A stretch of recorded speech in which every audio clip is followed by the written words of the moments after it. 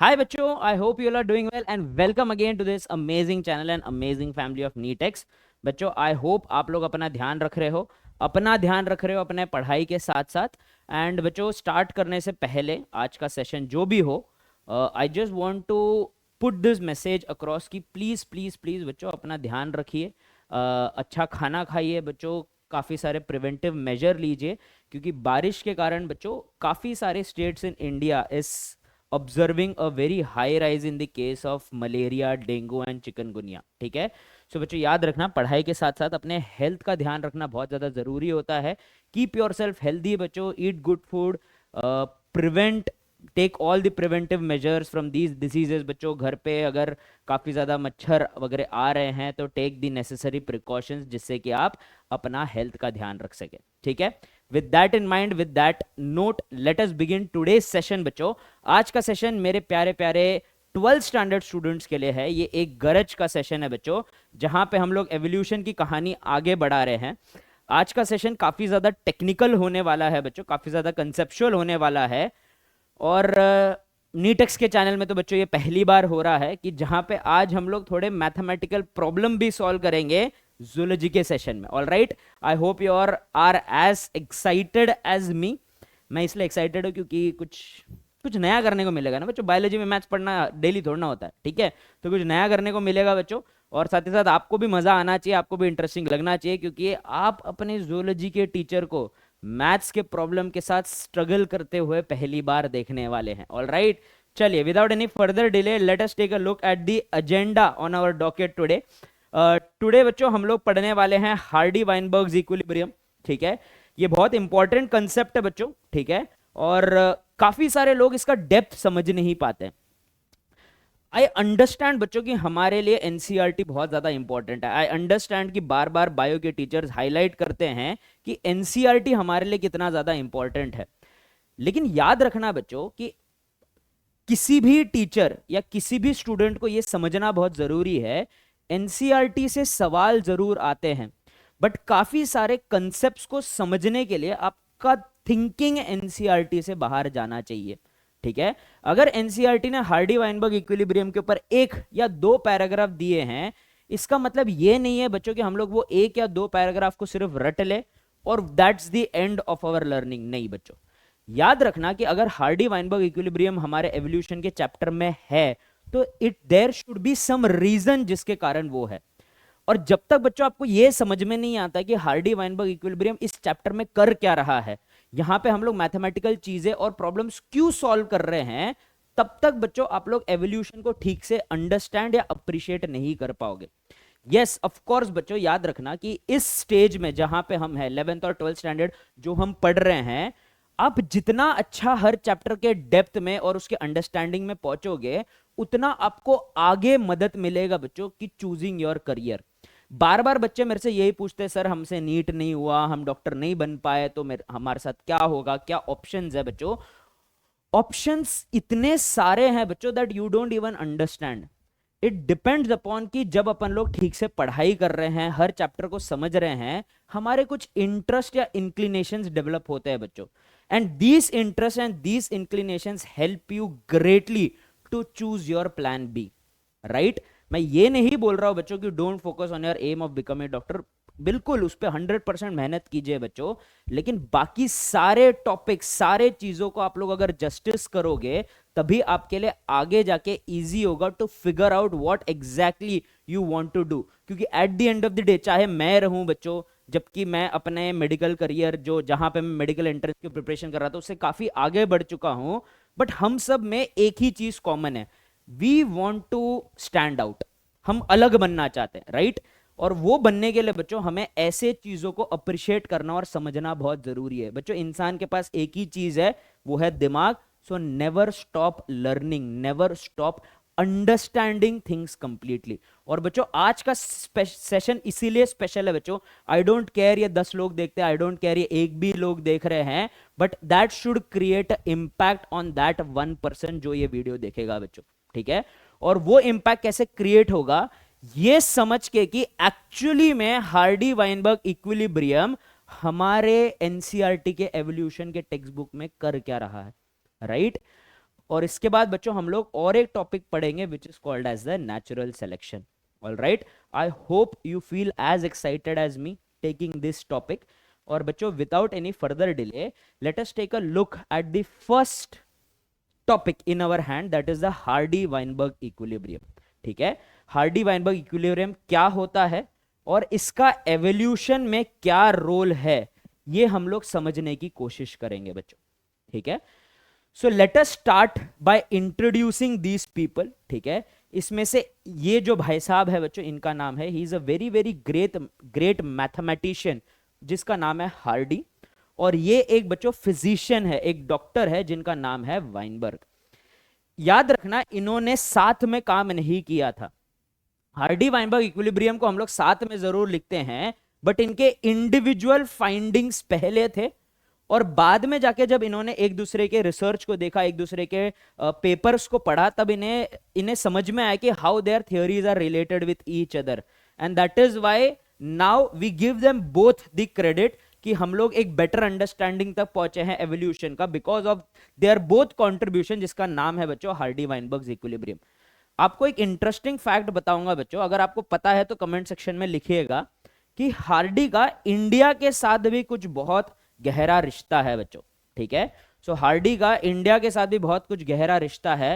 Like हमारे जो great scientist है, हमारे जो ग्रेट मैथमेटिशियंस है, उनके साथ हार्डी इज सम और द अदर वे रिलेटेड. ठीक है, तो बच्चों अगर आपको पता है तो कमेंट सेक्शन में लिखिए, नहीं तो स्टे ट्यून टू नीटेक्स चैनल बच्चों, क्योंकि मैं इस relationship of Hardy with India के ऊपर भी एक शॉर्ट बनाया है बच्चों मैंने, इंटरेस्टिंग है तो जरूर देखिएगा बच्चों. ठीक है, सो हार्डी-वाइनबर्ग इक्विलिब्रियम क्या बोलता है बच्चों. ठीक है, so mathematician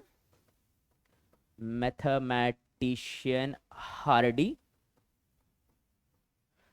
and physician Weinberg. ठीक है, physician Weinberg gave one of the first insight on gene pool and genetic equilibrium. ठीक है, इक्विलिब्रियम. ठीक है, देयर फाइंडिंग. अब बच्चों देखो, जीन पूल और जेनेटिक इक्विलिब्रियम क्या है मैं समझाऊंगा, टेंशन मत लेना. देयर क्या बोलते हैं, देयर रिसर्च या फिर there findings laid down the foundation of understanding the degree of evolution. ठीक है, अब सबसे यूनिक चीज है बच्चों एक ह्यूमन के पास, वो है हमारा ब्रेन. ठीक है, मैं अगर आपको पिछले 4 सेशन से ये बोल रहा हूं कि एवोल्यूशन हो रहा है, एवोल्यूशन हो रहा है, तो आप एक सिंपल सा सवाल मुझे पूछ के मेरे को शायद बच्चों स्पीचलेस छोड़ सकते हो. तुम बोलोगे कि अगर एवोल्यूशन हो रहा है तो कैसे हो रहा है, और अगर हो रहा है एवोल्यूशन और आपको समझ में भी आ गया ये कैसे हो रहा है, तो आप अलग अलग पॉपुलेशन के नाम ले लो कि ये बैक्टीरिया है, ये एक डियर है, ये एक राइनोसेरस है, ये एक जिम्नोस्पर्म का प्लांट है. मुझे बताइए कि इनमें से सबसे तेजी से इवॉल्व कौन कर रहा है, और अगर ये इवॉल्व कर रहे हैं तो मुझे प्रूफ दिखाओ कि ये लोग इवॉल्व कर रहे हैं.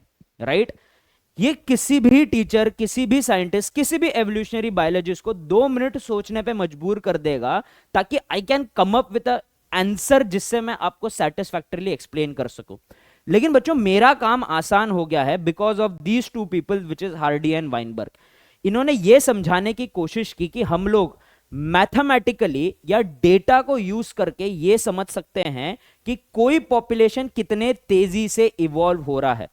अर्थात अगर 100 साल पहले या 1 मिलियन ईयर्स पहले ह्यूमंस थे और आज भी ह्यूमंस है, तो क्या अब तब से लेके अभी तक हम लोग इवॉल्व हुए हैं कि नहीं हुए हैं, ये समझाने में इनका सबसे बड़ा रोल था बच्चों. ठीक है, और अगर हम लोग इवॉल्व हुए तो हम कितने तेजी से इवॉल्व हो रहे हैं, ये भी हार्डी-वाइनबर्ग इक्विलिब्रियम से हम लोग समझ सकते हैं. इसको समझने के लिए बच्चों आपको सबसे पहली बार डिफाइन करना पड़ेगा something which is called as the gene pool. अब सवाल ये उठता है what is a gene pool. Gene pool can be defined as the it is the sum of all genes and alleles which exists in a given population। एक population में बहुत सारे अलग अलग टाइप के जीन्स और अलील्स होते हैं बच्चों, ठीक है। जीन्स के वेरिएशन ही अलील होते हैं। अगर बच्चों हमारे पास एक स्किन का कलर है तो हमारे स्किन के कलर के लिए कोई जीन प्रेजेंट रहेगा। और अगर बच्चों स्किन के कलर में वेरिएशन है ह्यूमन में, बिल्कुल है बच्चों, डार्क स्किन लोग है, मॉडरेटली लाइट स्किन लोग है, वीटिश कॉम्प्लेक्शन के है, फेयर कॉम्प्लेक्शन के है, अलग अलग स्किन के कलर वाले लोग एग्जिस्ट करते हैं, राइट।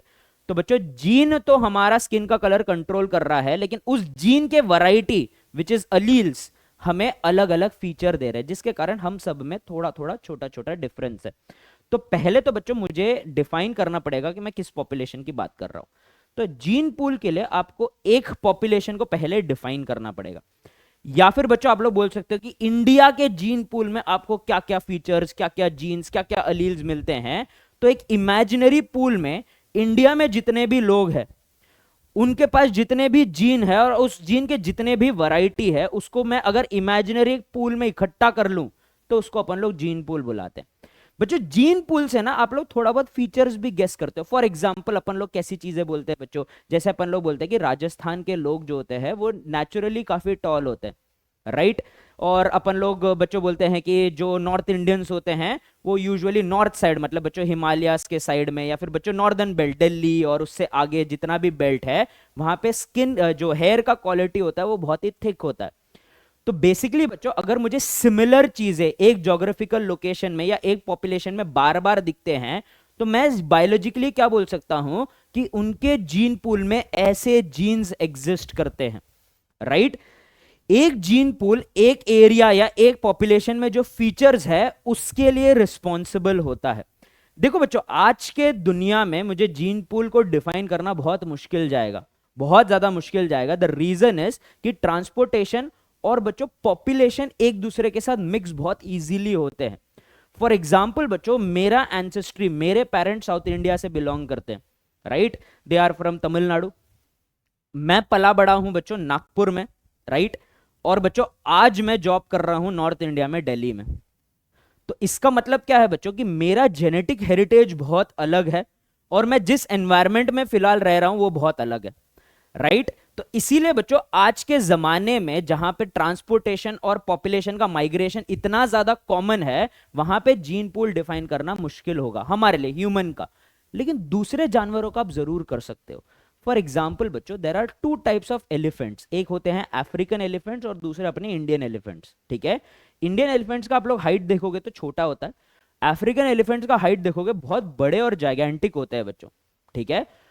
तो area wise area, population wise population बच्चों आपको वेरिएशन नजर आएंगे। हमारे कंट्री के स्क्विरल्स अलग दिखेंगे, यूरोपियन स्क्विरल्स अलग दिखेंगे, राइट। तो ये क्यों अलग है बच्चों, क्योंकि इनके पास अलग अलग अलील है, अलग अलग जीन्स है।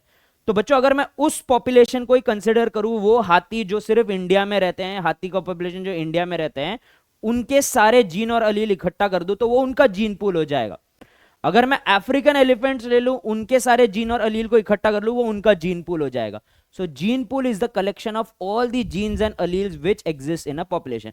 अब एक बहुत इंपॉर्टेंट पॉइंट याद रखना बच्चों, it is an imaginary collection. Nature ऐसे रूल वूल में कोई काम नहीं करता है बच्चों, नेचर अपनी मर्जी से काम करता है। तो it is very important to define here that जो पॉपुलेशन की हम बात कर रहे हैं वो एक आइडियल पॉपुलेशन है, एक आदर्श पॉपुलेशन है बच्चों। अर्थात जो मेंडल के सारे रेशो का पालन करता है, ऐसा पॉपुलेशन का जीन पूल ही हम लोग स्टडी कर सकते हैं।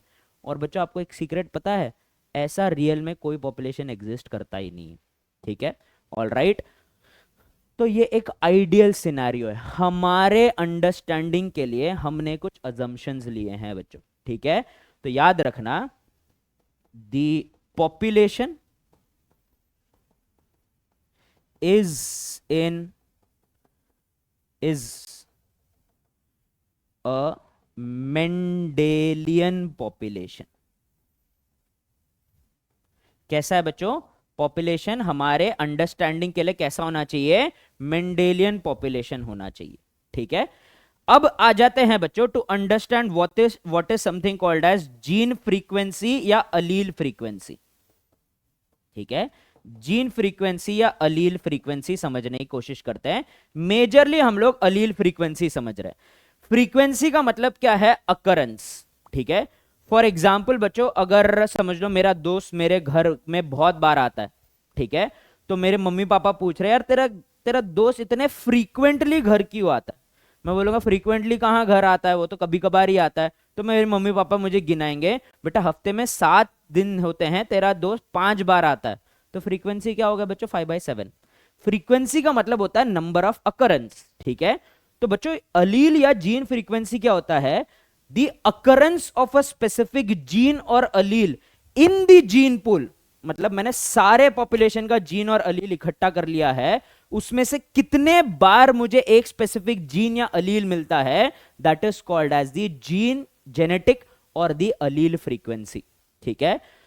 सो the number of occurrence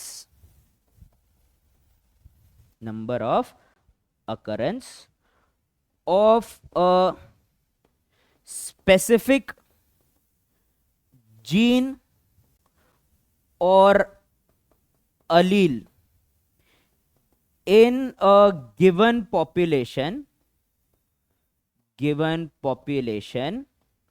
is called as gene और अलील फ्रीक्वेंसी। क्या बुलाएंगे बच्चों अपन लोग इसको? जीन और अलील फ्रीक्वेंसी बुलाएंगे। All right, it is a genetic or an allelic frequency. Got it बच्चा लोग? ऑल राइट, परफेक्ट, ठीक है। सो जो नंबर ऑफ अकरेंस की हम लोग बात करते हैं कि कितने बार ये हमारे पॉपुलेशन में अकर कर रहा है, उसकी जब हम लोग बात करते हैं, उसी को हम लोग क्या बुलाएंगे बच्चों? जीन या अलील फ्रीक्वेंसी बुलाएंगे, ठीक है। अब बच्चों ये सारे चीजों को ही हार्डी वाइनबर्ग ने काफी अच्छे से स्टडी किया, ठीक है। तो उन्होंने क्या पाया कि हम लोग एक आइडियल पॉपुलेशन की बात कर रहे हैं जिसमें हम अज्यूम कर रहे हैं कि ये इवॉल्व नहीं कर रहा है, ठीक है। सो हार्डी वाइनबर्ग ने यही बोला बच्चों कि हार्डी वाइनबर्ग इक्विलिब्रियम या Hardy Weinberg equilibrium states that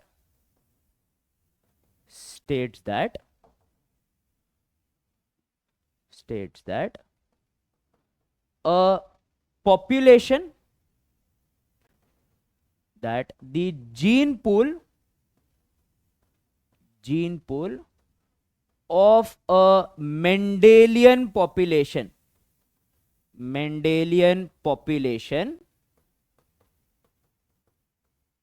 remains in genetic equilibrium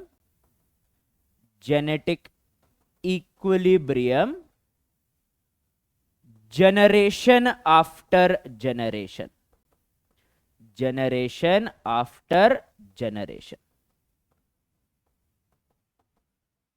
ठीक है।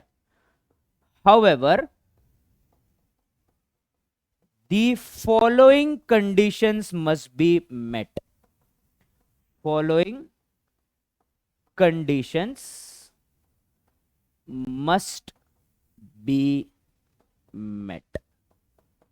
ठीक है। अर्थात अगर मेरे पास एक पॉपुलेशन है, ठीक है, और उस पॉपुलेशन में कुछ अलग अलग प्रकार के लोग हैं फॉर अ गिवन ट्रेट, ठीक है। हाइट के हिसाब से ले लो, स्किन के कलर के हिसाब से ले लो, फ्लावर के कलर के हिसाब से ले लो, कोई तो एक प्लांट या एनिमल या किसी का एक पॉपुलेशन पकड़ लो, उनके एक ट्रेट पे ध्यान दो बच्चों फिलहाल, उसका एक जीन पूल बना लो और उनको generation after generation, generation after generation आप रिप्रोड्यूस करने दो, ठीक है।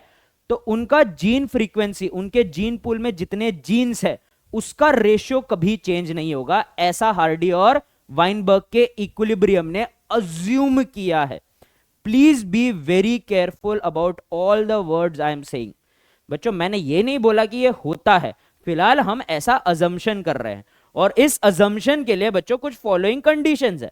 उसमें से पहला कंडीशन ये है बच्चों कि नो नेचुरल सिलेक्शन, कोई नेचुरल सिलेक्शन नहीं होना चाहिए, अर्थात किसी को एडवांटेज या डिसएडवांटेज नहीं मिलना चाहिए उनके ट्रेट के अकॉर्डिंग, ठीक है। दूसरा है बच्चों no appearance of variants, no appearance of variants, यहां पे कोई वेरिएंट प्रकट नहीं होना चाहिए। नंबर 3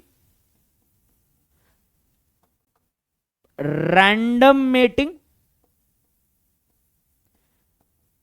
क्या होना चाहिए बच्चों, रैंडम मेटिंग।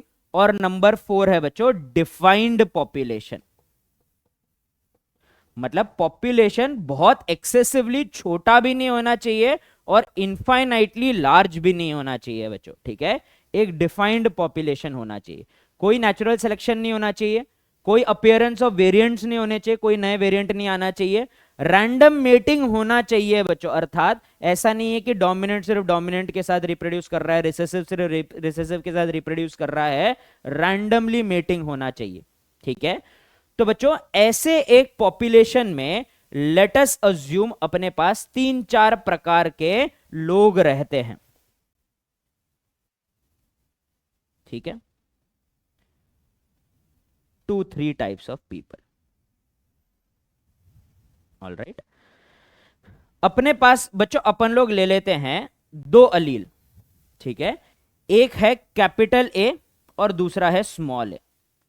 कैपिटल ए से बच्चों उन अपन लोग एक प्लांट का, ये बीटल का, एक इंसेक्ट का पॉपुलेशन ले लेते हैं। कैपिटल ए जीन उनके इंसेक्ट के कोट को या इंसेक्ट के कवरिंग को ऑरेंज कलर देता है, और स्मॉल ए इंसेक्ट के कोट को ब्लू कलर देता है। तो मेरे पास है बच्चों कैपिटल ए के लोग, ठीक है, ऑल राइट, कैपिटल ए के 3 लोग हैं बच्चों मेरे पास, ओके। तो इनका कलर क्या हो जाएगा बच्चों, ऑरेंज हो जाएगा। इसके अलावा बच्चों मेरे पास हेट्रोजाइगस लोग, that is capital A small A वाले लोग 5 है,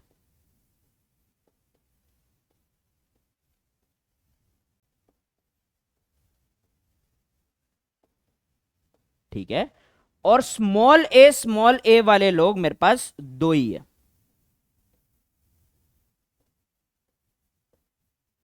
ठीक है, ऑल राइट। तो बच्चों ये हो गया इनका जीन पूल, ठीक है। इस जीन पूल में बच्चों हमारे पास अपन लोग फिलहाल फिर एक ही ट्रेट के ऊपर ध्यान दे रहे हैं, इसलिए अपने पास एक ही ट्रेट के अलग अलग अलील है, ठीक है। मेरे पास कैपिटल ए है जो ऑरेंज कलर देता है, मेरे पास स्मॉल ए है जो ब्लू कलर देता है।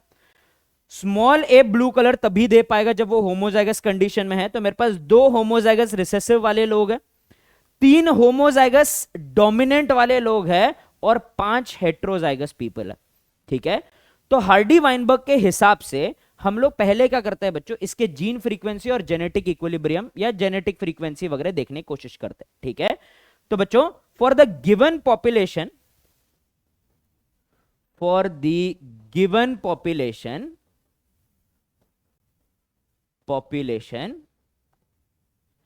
जीन फ्रीक्वेंसी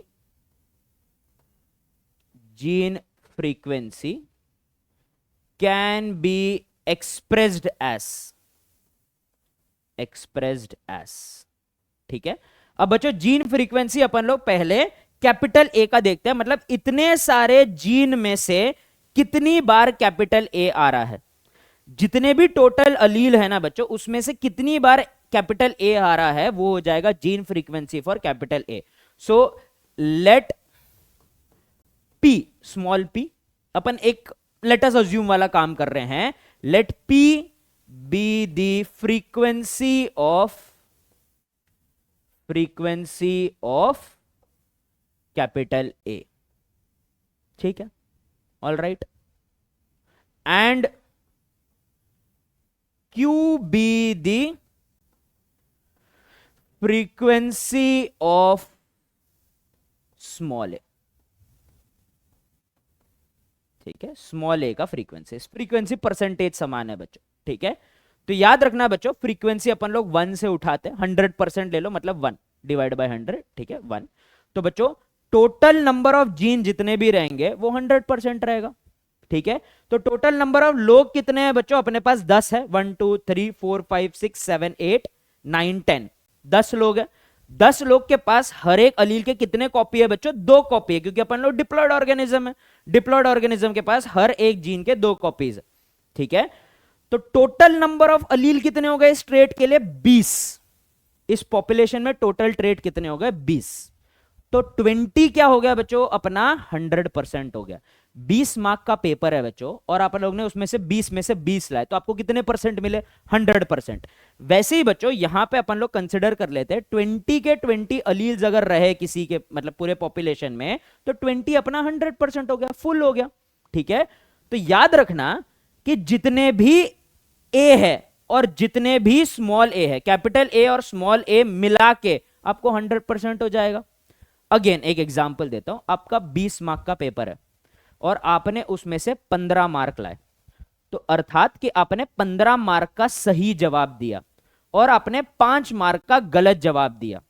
तो गलत जवाब प्लस सही जवाब इज इक्वल टू बच्चों, गलत जवाब के लिए आपको जितने मार्क्स मिले, सही जवाब के लिए जितने मार्क्स मिले, उनको अगर आप ऐड कर देते हैं तो आपको मिलेगा 100%, राइट। कि बच्चों रॉन्ग प्लस राइट के मार्क्स मिला के 100% ही आएंगे, उससे ज्यादा नहीं हो सकते, उससे कम नहीं हो सकते बच्चों, ठीक है। तो अपन भी यही अज्यूम करते हैं, therefore P plus Q is equal to 1, that is 100%। P plus Q क्या हो जाएगा, 1 हो जाएगा। अब बच्चों अगर मुझे कैलकुलेट करना है कि यहां पे फ्रीक्वेंसी ऑफ कैपिटल ए कितना है, ठीक है, सो let us find out the frequency of capital A, that is P ढूंढना है बच्चों हमें। अब P कैसे ढूंढेंगे बच्चों, अपन लोग पहले देख लेते हैं कि पूरे पॉपुलेशन में कितनी बार कैपिटल ए प्रेजेंट है। तो बच्चों अपने पास 3 होमोजाइगस डोमिनेंट है जिनके पास 2 कैपिटल ए के अलील है। तो 1 2 3 4 5 6, 3 इंटू 2, क्योंकि सबके पास 2 कैपिटल अलील है। और अपने पास 5 हेट्रोजाइगस लोग हैं जिनके पास 1 कैपिटल ए का जीन है, 1 2 3 4 5। तो 6 प्लस 5 क्या हो जाएगा बच्चों, 6 प्लस 5 इज इक्वल टू 11। और कितने में से 11 है बच्चों, 20 में से, ऑल राइट, ठीक है। अब बच्चों अपन लोग फ्रीक्वेंसी ऑफ स्मॉल ए देख लेते हैं। Frequency of small a is equal to q. अब बच्चों क्यू कितने हैं बच्चों, देखो सॉरी स्मॉल ए का फ्रीक्वेंसी देख लेते हैं, कितने बार स्मॉल ए देख लेते हैं। अपने पास 2 ऐसे लोग हैं जो होमोजाइगस रिसेसिव है, होमोजाइगस रिसेसिव 2 है, सबके पास 2 स्मॉल ए वाले अलील है इन दोनों के पास। तो टोटल कितने स्मॉल ए हो गए बच्चों, 4, गिन के देखो 1 2 3 4, ठीक है। और हेट्रोजाइगस लोग के पास भी एक एक स्मॉल ए है, तो 1 2 3 4 5। तो 5 प्लस 4 कितना हो गया बच्चों, 9/20, ऑल राइट। तो अगर आपको फ्रीक्वेंसी निकालना है तो you have nothing but you have to just divide them, ठीक है। मैं कैलकुलेटर यूज कर रहा हूं फालतू से चीज के लिए, आप लोग बच्चों सही तरीके से करना। तो ये क्या हो जाएगा बच्चों, frequency of capital A will be 0.55, अर्थात 55% हो जाएगा बच्चों। और इसका क्या हो जाएगा बच्चों, 9 डिवाइडेड बाई 20, देखना 0.45 आएगा, 9 डिवाइडेड बाई 20 हो जाएगा 0.45, ठीक है। तो इस पूरे पॉपुलेशन में 55% कैपिटल ए है, 45% स्मॉल ए है। तो P और Q क्या है? P इज द फ्रीक्वेंसी या percentage occurrence of capital A, Q is the frequency of small A. इन दोनों को ऐड करोगे तो आपको क्या मिलेगा बच्चों? आपको 1 मिलेगा। ऑल राइट, ज्यादा दिमाग मत लगाओ कि सर अभी इसके बाद क्या होगा, बता रहा हूं, टेंशन मत लो, ठीक है? ये समझ में आ गया बच्चों? तो अगर नीट के पॉइंट ऑफ व्यू से अगर आपको P दिया रहेगा तो आप Q निकाल लोगे। सिर्फ P 0.55 दिया है तो 1 माइनस 0.55 0.45 आपको मिल जाएगा, ठीक है? इतना बोल दिया बच्चों हार्डी वाइनबर्ग ने। चलिए अब आगे बढ़ते हैं, ठीक है? अब हार्डी वाइनबर्ग ने बोला कि हम पॉपुलेशन फ्रीक्वेंसी भी निकाल सकते हैं इससे। अर्थात पॉपुलेशन में कितने तरीके के लोग हैं बच्चों? पॉपुलेशन में हमारे पास 3 तरीके के लोग हैं। हमारे पास है बच्चों सबसे पहले रो में होमोजाइगस डोमिनेंट, रो बी में है अपने पास हेट्रोजाइगस लोग, और रो सी में है बच्चों हमारे पास होमोजाइगस रिसेसिव, ठीक है? 3 टाइप्स ऑफ पीपल। अब मैं जानना चाहता हूं व्हाट इज द परसेंटेज और what is the frequency of homozygous dominant, what is the frequency of heterozygous, what is the frequency of homozygous recessive. इससे पहले एक बहुत ही इंपॉर्टेंट चीज याद रखना कि ये पॉपुलेशन कौन सा पॉपुलेशन है? मेंडेलियन पॉपुलेशन है, जिसमें कोई नेचुरल सिलेक्शन नहीं हो रहा है, कोई वेरिएंट्स नहीं आ रहे हैं, कोई रैंडम मेटिंग कोई नॉन रैंडम मेटिंग नहीं हो रहा है, मतलब सारे रैंडम मेटिंग हो रहे हैं और ये पॉपुलेशन डिफाइंड है। तो मेंडल भाई साहब के हिसाब से जो F1 जनरेशन का अगर अपन ने क्रॉस किया तो F2 जनरेशन का बच्चों पॉपुलेशन फ्रीक्वेंसी कितना रहेगा?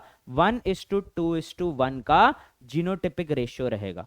और ये सारे जीनोटाइप्स हैं तो इनके जीनोटाइप्स किस रेशियो में रहेंगे बच्चों? 1:2:1 में रहने चाहिए, ठीक है? अब एक बात बताओ,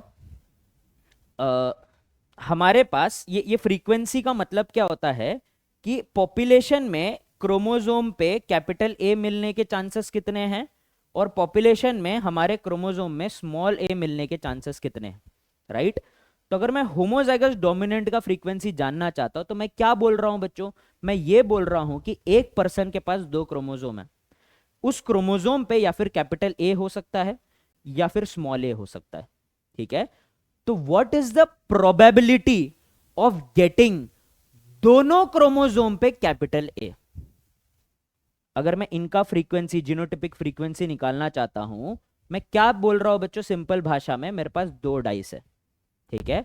2 डाइस पे मैं चाहता हूं कि मेरे को 6 मिले, तो एक डाइस पे एक बार 6 मिलने का फ्रीक्वेंसी कितना है बच्चों? प्रोबेबिलिटी कितना है? 1/6। अब मैं चाहता हूं दोनों डाइस पे क्या मिले मुझे बच्चों? 1/6 मिले, मतलब 6 मिले। तो बच्चों इसका आंसर क्या हो जाएगा कि अगर बच्चों मेरे को 2 अलग अलग इवेंट के साथ में मेरे को प्रोबेबिलिटी चाहिए, so it would be nothing but the क्या बोलते हैं, प्रोडक्ट ऑफ दी 2 प्रोबेबिलिटीज। आपको दोनों प्रोबेबिलिटी को मल्टीप्लाई करना पड़ेगा। आपके पास 2 कॉइन है, एक कॉइन पे हेड मिलने के चांसेस है 1/2 50%, दूसरे कॉइन पे हेड मिलने के चांसेस है 1/2 50%। मैं दोनों कॉइन को साथ में उछाल रहा हूं बच्चों, और वो दोनों कॉइन को मैंने पकड़ लिया। अब बच्चों मेरा मुट्ठी बंद है, क्या चांसेस है, क्या प्रोबेबिलिटी है कि दोनों हाथ पे जो कॉइन है उस पे हेड है? तो एक का था 1/2, दूसरे का था 1/2, दोनों को प्रोडक्ट कर दो, दोनों को मल्टीप्लाई कर दो। मल्टीप्लाई करने पे क्या मिलेगा? 1/4 मिलेगा अपने को। 1/4 का प्रोबेबिलिटी का मतलब क्या हो जाएगा बच्चों? 1 in 4। तो सही बात है बच्चों, 1 in 4 टाइम्स मुझे दोनों पे हेड मिलेगा। सही तो बात है, क्योंकि बच्चों कितने प्रोबेबिलिटीज है? 4। Head head, head tail, tail head, tail tail, 4 है। और इन चारों में से एक बार मुझे क्या मिलेगा? हेड हेड मिलेगा। तो 1/4 सही है। वैसे ही बच्चों अगर मैं बोल रहा हूं कि पॉपुलेशन में मुझे होमोजाइगस डोमिनेंट जीनोटाइप मिलने के क्या प्रोबेबिलिटी है, तो बच्चों मैं क्या करूंगा? अगर एक बार कैपिटल ए मिलने का प्रोबेबिलिटी P है और दूसरे क्रोमोसोम पे भी अगर कैपिटल ए मिलने का प्रोबेबिलिटी P है, तो कैपिटल ए मिलने का प्रोबेबिलिटी क्या हो जाएगा बच्चों? P इंटू P हो जाएगा, राइट? ठीक है। So the population frequency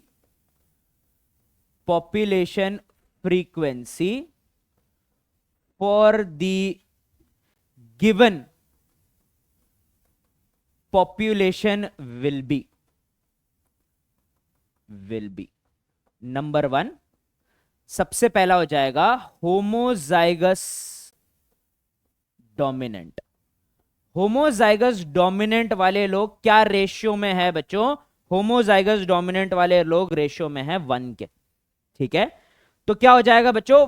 1 into P, एक क्रोमोसोम पे कैपिटल ए मिलने का probability, into P that is दूसरे क्रोमोसोम पे कैपिटल ए मिलने का प्रोबेबिलिटी, जो कि होमोजाइगस डोमिनेंट जीनोटाइप है।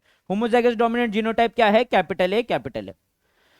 तो इसका आंसर क्या हो जाएगा? 1 तो 1 ही है बच्चों, तो इसका आंसर हो जाएगा पी स्क्वायर। राइट, अब सेकेंड हम लोग देख लेते हैं बच्चों हेट्रोजाइगस लोग के लिए। अब बच्चों हेट्रोजाइगस जो भी लोग रहेंगे, ठीक है, हेट्रोजाइगस डोमिनेंट ले लेते हैं हम लोग, वो है कैपिटल ए स्मॉल ए। लेकिन अकॉर्डिंग टू मेंडेलियन पॉपुलेशन ये बाकी सबके कंपैरिजन में डबल होते हैं, 1:2:1 के रेशियो में है। तो बच्चों 2 इंटू एक क्रोमोसोम पे मेरे को मिलना चाहिए कैपिटल ए, तो उसका प्रोबेबिलिटी, उसका फ्रीक्वेंसी, और दूसरे क्रोमोसोम पे मुझे मिलना चाहिए small A which is Q, उसका प्रोबेबिलिटी। तो आंसर क्या हो जाएगा बच्चों? आंसर हो जाएगा 2pq। ऑल राइट, और last but not the least है बच्चों हमारा homozygous recessive. Homozygous recessive, homozygous recessive क्या है? दोनों क्रोमोसोम पे मुझे स्मॉल ए चाहिए। मेंडल के अकॉर्डिंग कितना इनका फ्रीक्वेंसी या रेशियो होता है? 1 होता है। तो बच्चों एक क्रोमोसोम पे स्मॉल ए मिलना चाहिए, उसका फ्रीक्वेंसी, दूसरे क्रोमोसोम पे स्मॉल ए मिलना चाहिए, उसका फ्रीक्वेंसी। तो 1 इंटू क्यू वो क्या हो जाएगा बच्चों? क्यू स्क्वायर हो जाएगा। ठीक है, तो होमोजाइगस डोमिनेंट लोगों का फ्रीक्वेंसी है इस पॉपुलेशन में पी स्क्वायर, हेट्रोजाइगस लोगों का फ्रीक्वेंसी है 2pq, और बच्चों होमोजाइगस रिसेसिव का फ्रीक्वेंसी है Q square. Right, so therefore बच्चों sum of all frequency will always be equal to 1। So P square plus 2pq plus Q square is equal to 1। क्या है बच्चों ये? P square plus 2pq plus Q square is equal to 1। ये same equation आपने Mendel में भी पढ़ा होगा, ये क्या बोलते हैं, प्रिंसिपल्स ऑफ इनहेरिटेंस वाले चैप्टर में। ठीक है, और बच्चों तब अपने को लगा होगा क्या फालतू का कोई भी कुछ भी लिख दे रहा है बच्चों कि अपन लोग जीन फ्रीक्वेंसी पढ़ रहे हैं या जीनोटिपिक रेशियो पढ़ रहे हैं, उसमें ये क्या कर रहा है? क्योंकि बच्चों ये जीनोटिपिक फ्रीक्वेंसी के रेशियो में क्या बोलते हैं, हम लोग जब जीनोटिपिक रेशियो पढ़ते हैं बच्चों, उसमें वो हर एक अलील का फ्रीक्वेंसी बता रहा है बच्चों। इसी रीजन के कारण इसको हम लोग ने मेंडल वाले चैप्टर में भी पढ़ा और अभी भी देख रहे हैं। P square is the frequency of homozygous dominant, 2pq is the frequency of heterozygous dominant and q square is the frequency of homozygous recessive। तो बच्चों चलिए सबके लिए अपन लोग, अपने पास तो डेटा है ही, अपने पास है बच्चों p जो है वो है 0.55 और q जो है वो है 0.45। ठीक है, तो अपन लोग p स्क्वायर कर लेते हैं, that is 0.55 the whole square. ये हो जाएगा 2 इंटू 0.5 इंटू 0.45 जो कि हमारा q है, और ये हो जाएगा बच्चों हमारा 0.45 दी होल स्क्वायर। ठीक है, चलिए निकालते हैं बच्चों।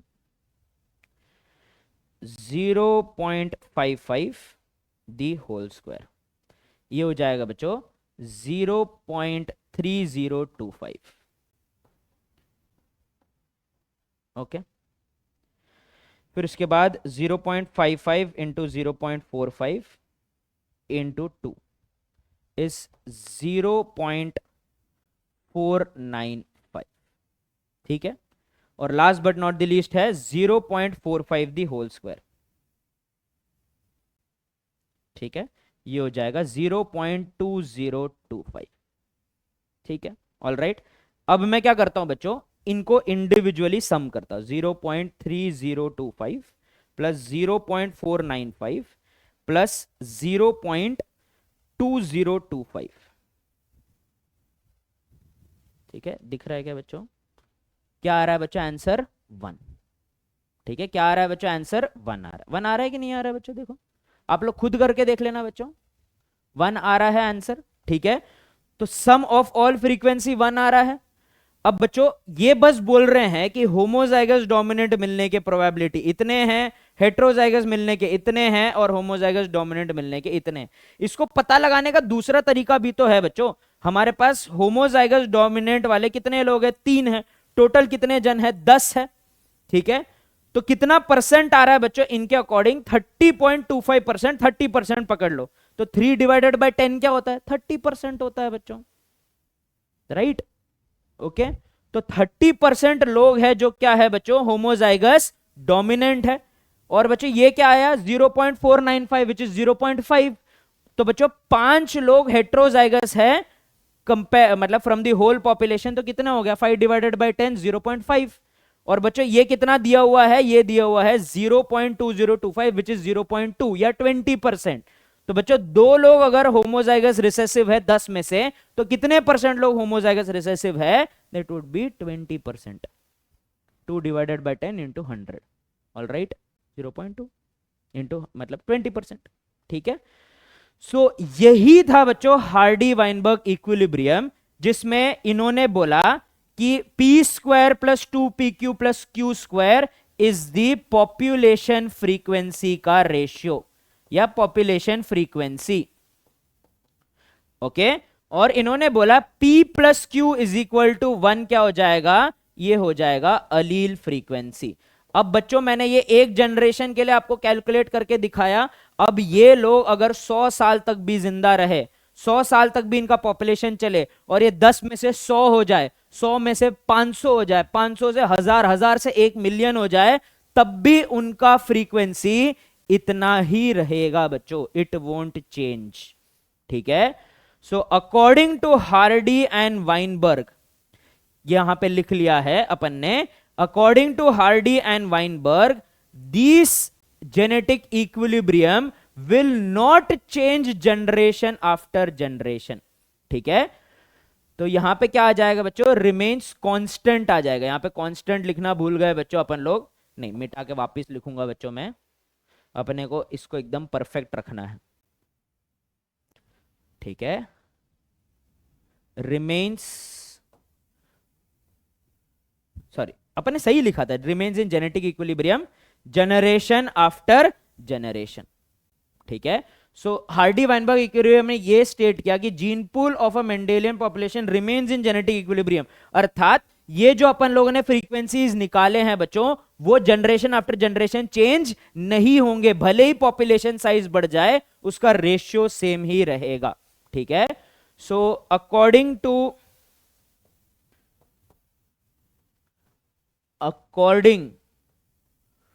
To Hardy Weinberg,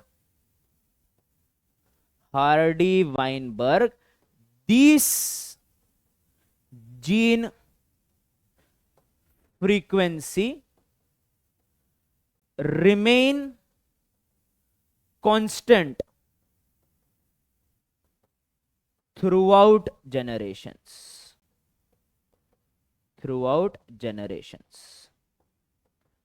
One generation after the other, ये जो फ्रीक्वेंसी हमने पढ़े हैं बच्चों, ये हमेशा हमेशा के लिए कांस्टेंट रहने वाले हैं, याद रखना। ओके, ऑल राइट, ठीक है। चलिए, अब याद रखना है बच्चों कि हार्डी वाइनबर्ग इक्विलिब्रियम जो पॉपुलेशन फॉलो करता है वो इवॉल्व नहीं कर रहा है। This is a population which is not evolving. अब ऐसा क्यों अपन लोग एक नॉन इवॉल्विंग पॉपुलेशन के बारे में पढ़ रहे हैं, बताऊंगा बच्चों। Why have we taken such assumption, वो भी बताऊंगा। ठीक है, so the population in Hardy Weinberg equilibrium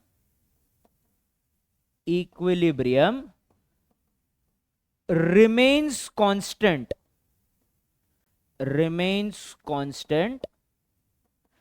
and does not does not undergo any changes, that is ये नॉन इवॉल्विंग है बच्चों। लास्ट लेक्चर में ही मैंने आपको बताया था कि अगर किसी पॉपुलेशन को इवॉल्व करना है, डार्विन भैया ने सबसे इंपॉर्टेंट चीज क्या बताया बच्चों, अगर इवॉल्व करना है तो आपको बदलना पड़ेगा, आपको चेंज करना पड़ेगा, आपको वेरिएशन दिखाना पड़ेगा।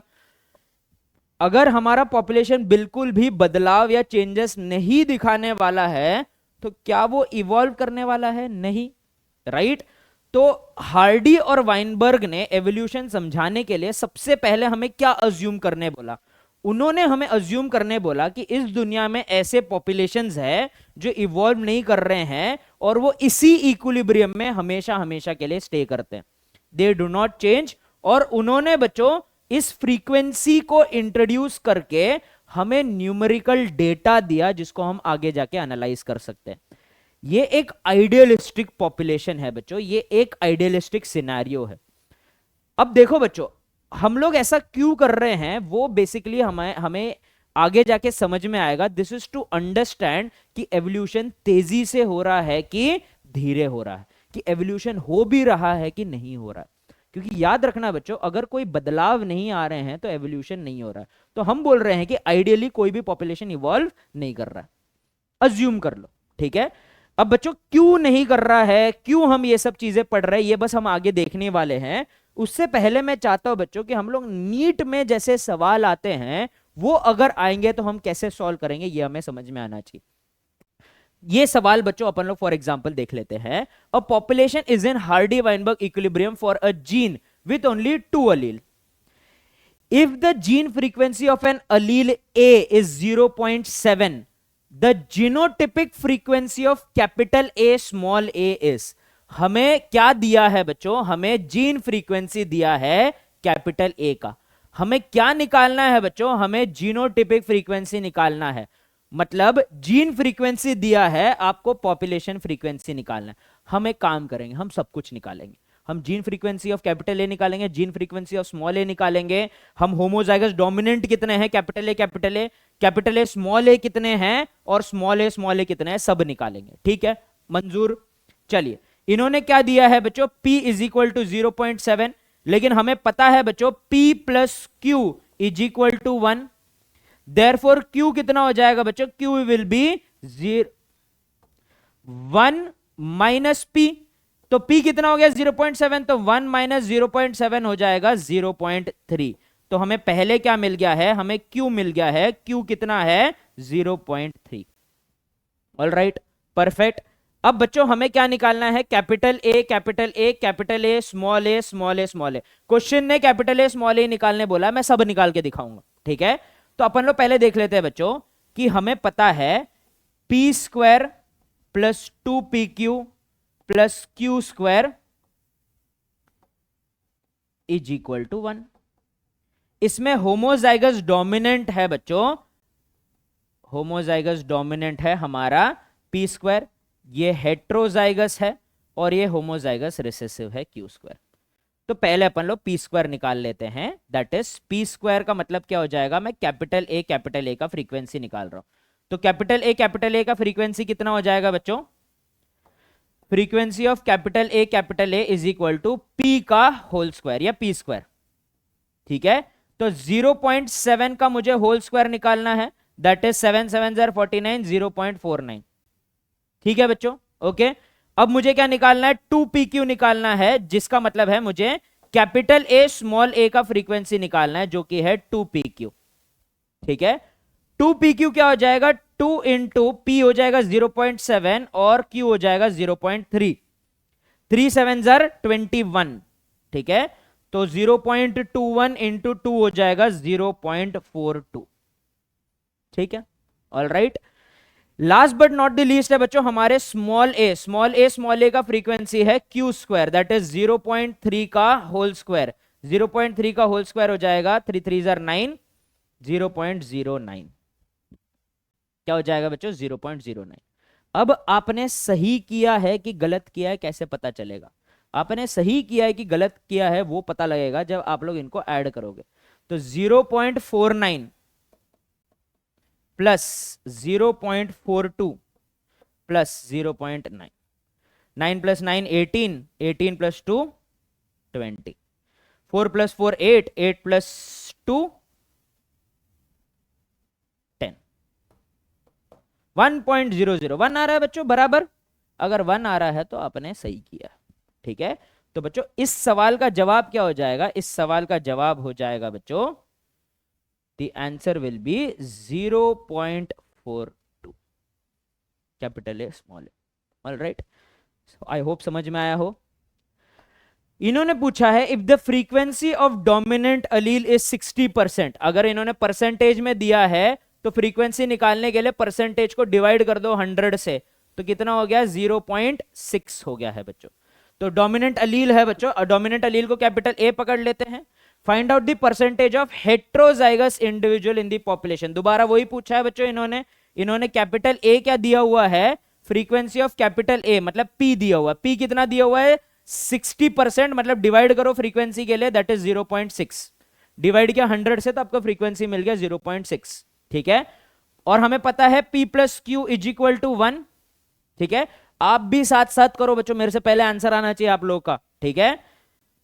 तो अगर बच्चों P plus q is equal to 1 है तो Q is equal to 1 minus P हो जाएगा, 1 माइनस P हो जाएगा तो that is 1 minus 0.6, that is 0.4। तो Q निकल गया है बच्चों हमारा, Q is equal to 0.4, right. अब बच्चों हम फिर से सब निकालेंगे, कैपिटल ए निकालेंगे, capital A means homozygous dominant, homozygous dominant कितना है P स्क्वायर है, P स्क्वायर मतलब 0.6 का होल स्क्वायर, दैट इज 0.36 हो गया है, ठीक है। सो कैपिटल ए का मतलब क्या हो जाएगा 0.36। अगर बच्चों इन्होंने हेट्रोजाइगस इंडिविजुअल निकालने बोला है, हेट्रोजाइगस इंडिविजुअल का मतलब हो जाएगा 2pq, 2pq कितना हो जाएगा 2 इंटू 0.6 इंटू 0.4, 6 4 24 इंटू 2 48, 0.48, ठीक है। तो क्या हो जाएगा बच्चों कैपिटल ए स्मॉल ए हो जाएगा, हेट्रोजाइगस इंडिविजुअल हो जाएंगे 0.48। अब बच्चों स्मॉल ए मतलब होमोजाइगस रिसेसिव निकाल लेते हैं,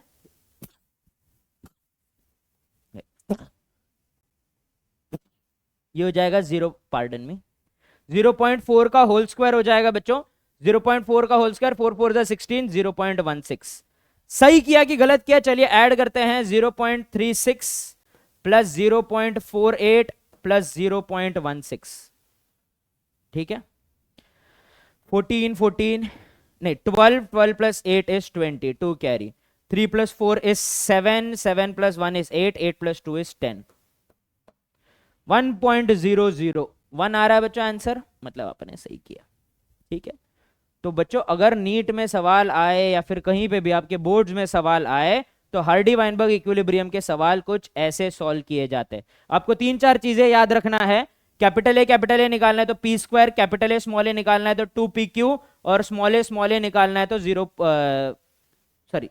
स्मॉल ए निकालना है तो Q स्क्वायर, ठीक है। अगर आपको P दिया है Q नहीं पता है तो P plus q is equal to 1, तो अगर आपको Q निकालना है तो 1 माइनस P हो जाएगा, ठीक है। All right, perfect. चलिए आगे बढ़ते हैं बच्चों। अब ये सब हम लोग पढ़ते क्यों हैं, याद रखना बच्चों कि हार्डी वाइनबर्ग इक्विलिब्रियम में जो पॉपुलेशन है वो एक आइडियल पॉपुलेशन है, ठीक है। So the difference of gene frequency और पॉपुलेशन फ्रीक्वेंसी between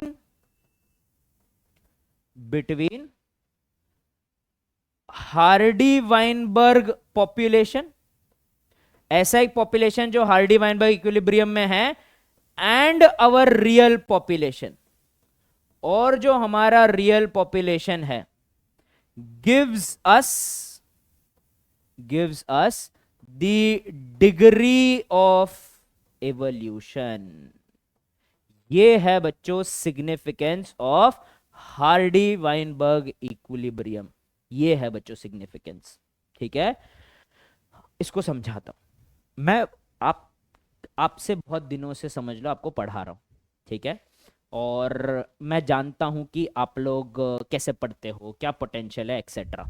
तो मैं अपने दिमाग में कैलकुलेशन करता हूँ कि ये बच्चा जितना इंटेलिजेंट है, जितना समझदार है, जितनी मेहनत करता है, उसके हिसाब से इसको नीट में 720 में से 700 लाने चाहिए। ऐसा मैंने कैलकुलेशन किया। कैसे किया वो सब मत पूछो, मैंने किया। ठीक है, तो मैंने कैलकुलेशन बिठाया कि इसने 700 लाना चाहिए, इसका पोटेंशियल है 700 लाने का। मैंने क्या अज्यूम किया कि तुम साल भर वैसे ही पढ़ोगे, तुम साल भर उतनी ही मेहनत दिखाओगे, तुम्हारा इंटेलिजेंस कभी चेंज नहीं होगा, तुम्हें जिंदगी में कोई डिस्ट्रैक्शन नहीं आएंगे अगले 2 साल के लिए, अगले 1 साल के लिए। ठीक है, अब बच्चों रियल में क्या होगा? रियल में तुम्हारा मोटिवेशन ऊपर जाएगा, नीचे जाएगा, चेंज होते रहेगा। ठीक है, इंटेलिजेंस तो कम नहीं होगा बच्चों, लेकिन अगर आपने दिमाग कहीं और लगाया, गेम खेलने में लगाया, कुछ और लगाया, कोई डिस्ट्रैक्शन आ गए, तो बच्चों मैंने जो कैलकुलेशन किया है वो ये अज्यूम करके किया है कि इनमें से कुछ नहीं हो रहा है, लेकिन आपके रियल जिंदगी में तो ये सब होगा बच्चों। बुरी बात नहीं है बच्चों, होगा, अपनी जिंदगी में ऊंच नीच आती रहती है। तो इसका मतलब है बच्चों कि इन ये सारे चीजें आपके मार्क्स के ऊपर इन्फ्लुएंस करेंगे। मैंने बोला था कि आप 700 लाओगे, लेकिन समझ लो आपने नीट में लाया 660, राइट? तो बच्चों रियल वैल्यू हो गया 660 और मैं बोल रहा था 700। तो मेरे कैलकुलेशन और तुम्हारे एक्चुअल मेहनत और जो एक्चुअली हो उसमें कितना डिफरेंस है? 40। कितने का डिफरेंस है? 40। 660 माइनस 700 इज 40। तो अगर मैं बोलना चाहूं कि तुमने कितने मार्क्स, कितने डिग्री ऑफ मार्क्स गवाए हैं ये डिस्ट्रैक्शन, ये डिविएशन के कारण, तो उसका जवाब रहेगा 40 मार्क्स गवाए, राइट? अब बच्चों हमारे पास ऐसा एक पॉपुलेशन है जो बिल्कुल इवॉल्व नहीं कर रहा है, और असली जिंदगी के पॉपुलेशन क्या हमेशा नेचुरल सिलेक्शन नहीं होगा? होगा बच्चों। क्या वेरिएशन नहीं आएंगे? आएंगे। तो बच्चों रियल पॉपुलेशन में जो जो हार्डी वाइनबर्ग ने बोला नहीं होना चाहिए वो सब होगा। तो इसका मतलब है कि असली पॉपुलेशन का genetic frequency generation after generation change होगा। तो हमारे पास एक आइडियल पॉपुलेशन का जीन फ्रीक्वेंसी है, हमें रियल पॉपुलेशन का जीन फ्रीक्वेंसी बच्चों कैलकुलेट करना है जो अपने सामने प्रेजेंट है। दोनों के नंबर में अंतर होगा, कितना अंतर होगा उससे हमें पता चलेगा कि वो पॉपुलेशन कितना इवॉल्व कर रहा है। अगर वो अंतर बहुत बड़ा है, अगर बच्चों मैंने बोला था तुमने 700 लाया है और तुमने 695 लाया, तो अंतर कितना है? 5 का ही है, अर्थात तुम्हारे जिंदगी में ज्यादा कुछ चेंज नहीं हुआ, तुमने जैसा चालू किया था वैसा ही था, सिर्फ 5 नंबर का डिस्ट्रैक्शन हुआ है तुम्हारे जिंदगी में, बस। ठीक है, वैसे ही बच्चों अगर एक पॉपुलेशन हार्डी वाइनबर्ग इक्विलिब्रियम में है, ये एक आइडियल सिनेरियो था, और बच्चों रियल पॉपुलेशन भी बच्चों उससे ज्यादा दूर नहीं है। रियल पॉपुलेशन का जेनेटिक फ्रीक्वेंसी भी is a little bit different than the Hardy Weinberg equilibrium. इसका मतलब क्या है कि वो असली पॉपुलेशन ने भी ज्यादा चेंज नहीं दिखाया है, अर्थात वो पॉपुलेशन स्लो इवॉल्विंग है। ठीक है, अब देखो बच्चों, जैसे कि अगर किसी जानवर में, किसी प्लांट में बार बार वेरिएशन आ रहे हैं, तो इनका इक्विलिब्रियम बार बार चेंज होगा, कुछ ज्यादा ही हो जाएगा। तो जो लोग ज्यादा वेरिएशन दिखा रहे हैं उनके इवॉल्व होने के चांसेस ज्यादा है, और जो लोग कम वेरिएशन दिखा रहे हैं उनके इवॉल्व होने के चांसेस कम है। और ऐसे ऑर्गेनिजम्स है बच्चों जो बहुत कम वेरिएशन दिखाते हैं। ऐसे पॉपुलेशन जिनका आइडियल और रियल के बीच का डिफरेंस बहुत कम होता है, इन्हें ही हम लोग लिविंग फॉसिल्स बुलाते हैं बच्चों। जिनका पॉपुलेशन सालों से बिल्कुल सेम चल रहा है उन्हें हम लिविंग फॉसिल बुलाते हैं। अब समझ में आ रहा है बच्चों? अब मैं अगर बोलूं कि एक पॉपुलेशन है जो धड़ाधड़ वेरिएशन शो कर रहा है, जैसे कि जो ह्यूगो वायरस ने बच्चों जिसके ऊपर काम किया था, प्रिमरोस, इवनिंग प्रिमरोस, ऐसा म्यूटेशन अंडरगो करता है बच्चों। अगर मैं बोलूं कि मेरे पास एक जिम्नोस्पर्म है, जैसे गिंगो बिलोबा है बच्चों, लिविंग फॉसिल है, अब मैं गिंगो बिलोबा को और बच्चों हमारे इवनिंग प्रिमरोस को कंपेयर करो और बोलो कि इन दोनों में से कौन ज्यादा इवॉल्व कर रहा है, तो हम क्या बोलेंगे बच्चों? इवनिंग प्रिमरोस, क्योंकि उसमें वेरिएशन इतने जल्दी जल्दी आ रहे हैं कि उसका रियल पॉपुलेशन और आइडियल पॉपुलेशन के बीच का जेनेटिक फ्रीक्वेंसी का डिफरेंस बहुत बड़ा रहेगा, लेकिन गिंगो बिलोबा का डिफरेंस बहुत ही छोटा रहेगा। तो इससे मुझे क्या पता चलता है बच्चों? इससे मुझे पता चलता है कि ऑर्गेनिज्म इवॉल्व कर रहा है कि नहीं कर रहा है, और अगर कर रहा है तो कितने तेजी से कर रहा है। ठीक है, सो of a between the Hardy-Weinberg equilibrium and the real population gives us the degree of evolution. ठीक है, so if the difference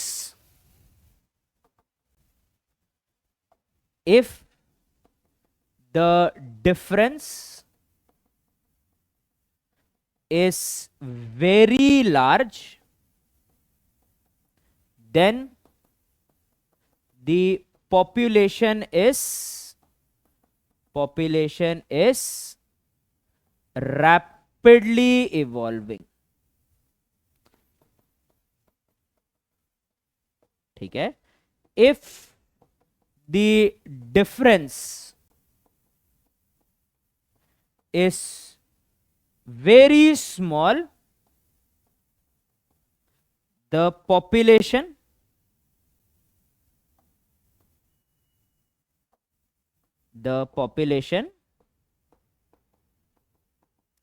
is slowly evolving. ठीक है, बहुत स्लोली इवॉल्व कर रहा है बच्चों। ऑल राइट, परफेक्ट, ओके, बड़े बच्चों आगे। अब इक्विलिब्रियम को खराब कौन करेगा? अगर बच्चों रियल और हार्डी वाइनबर्ग वाले पॉपुलेशन के बीच में डिफरेंस आ रहे हैं, तो कोई कोई फैक्टर्स होंगे बच्चों जो इस इक्विलिब्रियम को खराब करेंगे। So let us take a look at factors disturbing या affecting होमवर्क नहीं है बच्चों, याद रखना, HW का मतलब है हार्डी वाइनबर्ग इक्विलिब्रियम। ठीक है, सबसे पहला हो जाएगा बच्चों जेनेटिक रिकॉम्बिनेशन। जो बच्चों मियोसिस से जो गैमेट्स बन रहे हैं, उससे हमें नए ट्रेट्स और नए अलील्स भी मिल रहे हैं। अगर नए ट्रेट्स और नए अलील्स भी नहीं मिल रहे तो हमें नए कॉम्बिनेशन मिल रहे हैं। अब बच्चों हमारे एग्जाम्पल में हमने सिर्फ एक ही ट्रेट पे ध्यान दिया है। अब बच्चों एक ऑर्गेनिज्म के पास हजारों ट्रेट होते हैं। जब तक जेनेटिक रिकॉम्बिनेशन होते रहेगा तब तक हमें नए कॉम्बिनेशन, नए टाइप के पॉपुलेशन मिलते रहेंगे। तो इसका मतलब है बच्चों की कॉन्स्टेंटली जेनेटिक फ्रीक्वेंसी या population frequency, genotypic frequency change होते रहेगा बच्चों। ठीक है, दूसरा है बच्चों non random mating. Non random mating, अब बच्चों नॉन रैंडम मेटिंग ह्यूमन के कारण भी होता है। फॉर एग्जाम्पल बच्चों हम लोग प्योर ब्रीड ऑफ डॉग या एग्रीकल्चर में उन्हीं प्लांट्स को ब्रीड करवाते हैं जो हमारे लिए एडवांटेजियस है, रैंडमली मेट नहीं होने देते हैं बच्चों। हम लोग प्योर ब्रीड डॉग्स जैसे कि pure breed of Labrador, German shepherd, ये सब बनाने के लिए डॉग्स को रैंडमली मेट नहीं करने देते हैं बच्चों। बहुत ही स्पेसिफिक प्योर ब्रेड डॉग को ही दूसरे प्योर ब्रेड डॉग के साथ ब्रीडिंग कराते हैं। तो बच्चों हमारा भी तो इन्फ्लुएंस है बच्चों की पॉपुलेशन में। पहले हमें दिखेगा बहुत सारे अलग अलग टाइप के कुत्ते होंगे, लेकिन बच्चों हमारे कारण अभी क्या हो रहा है कि कुछ स्पीशीज या कुछ ब्रीड ऑफ डॉग का पॉपुलेशन दूसरों के कंपैरिजन में ज्यादा बढ़ रहा है। बच्चों हमने देखे कि हमारे स्ट्रीट पे बहुत सारे कुत्ते होते हैं जिनको अपन लोग इंडियन कैनाइंस बुलाते हैं। इंडियन कैनाइंस जब स्ट्रीट पे रहते हैं, रिप्रोड्यूस करते हैं और उनका बच्चा पॉपुलेशन बढ़ता है, तो हमें मेनेंस फील होता है। होना नहीं चाहिए बच्चों, सबका दुनिया है, सबके साथ शेयर करना पड़ेगा, लेकिन होता है। Humans are selfish. हमें लगता है कि अरे ये हमारे एरिया को गंदा कर रहा है। काफी सारे पपीज बेचारे मर जाते हैं बिकॉज ऑफ बीमारियां, और बच्चों उनका बॉडी वहीं पे पड़ा रहता है, तो वो भी अपने को डिस्कम्फर्ट लगता है। तो ज्यादातर इंडियन कैनाइंस को स्टरलाइज कर दिया जाता है बच्चों, गवर्नमेंट के ड्राइव्स के द्वारा ही। लेकिन बच्चों हम लोग तो खुल के दूसरे जो डिजायरेबल पेट वाले ब्रीड्स है उनको तो अपन लोग काफी ज्यादा बच्चों ब्रीड किए जा रहे हैं। तो अगर हार्डी वाइनबर्ग इक्विलिब्रियम को फॉलो करे तो इनिशियली जो डॉग का पॉपुलेशन का रेशियो था उतना ही होना चाहिए, लेकिन अब ऐसा नहीं है। अब लैब्राडोर, जर्मन शेपर्ड, ये जो सुंदर सुंदर कुत्ते हैं उनके पॉपुलेशन का फ्रीक्वेंसी बहुत ज्यादा रहेगा, उनके जीनोटाइप का फ्रीक्वेंसी बहुत ज्यादा रहेगा, और इंडियन कैनाइन के जीन का जीनोटिपिक फ्रीक्वेंसी धीरे धीरे कम होते जाएगा। तो हमारे सेलेक्टिव ब्रीडिंग के कारण बच्चों एवोल्यूशन हो रहा है। ठीक है, हम भी बच्चों, हमारा इन्फ्लुएंस भी है इन चीजों में, ये हमेशा याद रखना। ठीक है, तीसरा है बच्चों जेनेटिक ड्रिफ्ट। ठीक है, पहले मैं जेनेटिक ड्रिफ्ट से पहले जीन माइग्रेशन की बात करता हूं। जीन माइग्रेशन का मतलब है बच्चों, अब समझ लो हमारे पास एक पॉपुलेशन है, दो पॉपुलेशन यहां पे, एक पॉपुलेशन एक यहां, एक पॉपुलेशन एक यहां। ठीक है, अब बच्चों यहां पे सिर्फ और सिर्फ ग्रीन बीटल्स है, ग्रीन कलर के इंसेक्ट्स है, और यहां पे बच्चों सिर्फ और सिर्फ येलो कलर के इंसेक्ट्स है। तो इनका कुछ होगा बच्चों जीन फ्रीक्वेंसी, सम जीन फ्रीक्वेंसी, राइट। अब बच्चों समझ लो गलती से एक हवा का झोंका आता है और इस एरिया से कुछ ग्रीन बीटल्स को उठा के यहां पे फेंक देता है। ठीक है, ऑल राइट, सेम प्रजाति के इंसेक्ट है बच्चों, याद रखना। तो कुछ ग्रीन बीटल इस पॉपुलेशन में आ गए, तो अब बच्चों नए जीन पूल में नए जीन्स आ चुके हैं। अब ये लोग बचे हुए येलो बीटल्स के साथ अगर मेट करते हैं तो बच्चों समझ लो ग्रीन बीटल जो है ये स्मॉल ए है, और जो येलो बीटल्स है वो कैपिटल ए है। जब ये लोग येलो के साथ मेट करते हैं तो फिर हमें एक नया जीनोटाइप मिलता है which is capital A small A. और आपको पता है कैपिटल ए स्मॉल ए के लोग सपोज ब्लू कलर के हैं। तो पहले इस पॉपुलेशन का जीन फ्रीक्वेंसी में सिर्फ जीनोटाइपिक फ्रीक्वेंसी में सिर्फ येलो लोग थे। अब बच्चों इसमें चेंजेस आ गए क्योंकि कुछ पॉपुलेशन के मेंबर यहां पे आ गए थे बच्चों।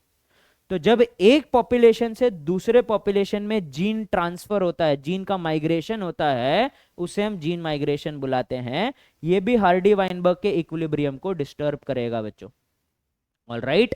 तो क्या क्या हो गया, genetic recombination, non random mating, gene migration.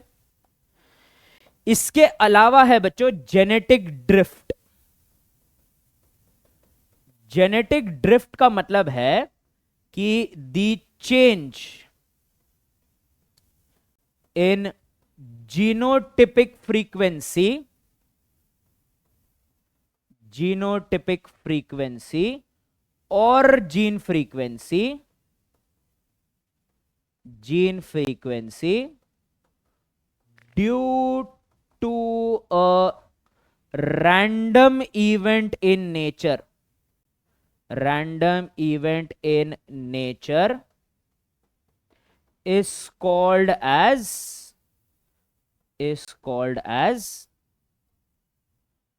genetic drift। क्या बुलाएंगे बच्चों हम लोग इसको, जेनेटिक ड्रिफ्ट बुलाएंगे। जेनेटिक ड्रिफ्ट का मतलब क्या होता है बच्चों, सपोज अगेन मेरे पास एक पॉपुलेशन है, इस पॉपुलेशन में दो तरीके के कीड़े रहते हैं। एक कीड़ा हरा कलर का है जिनका पॉपुलेशन कुछ ज्यादा ही है बच्चों, ठीक है, कई ज्यादा है, ठीक है। और एक छोटा सा पॉपुलेशन है येलो बीटल का, येलो, ठीक है, थोड़े बहुत येलो है, ठीक है, ऑल राइट। समझ लो बच्चों कि येलो इसीलिए कम है, मतलब किसी रीजन के कारण येलो कम है, ग्रीन बहुत ज्यादा है, ठीक है। अब बच्चों इन दोनों को अपने कलर के कारण कोई एडवांटेज नहीं है, ठीक है। और बच्चों इस एरिया से एक हाथी जा रहा है और हाथी ने बच्चों अपना पांव यहां रख दिया है बच्चों, ठीक है। तो इतने एरिया में जितने भी बीटल्स है वो मर चुके हैं बच्चों,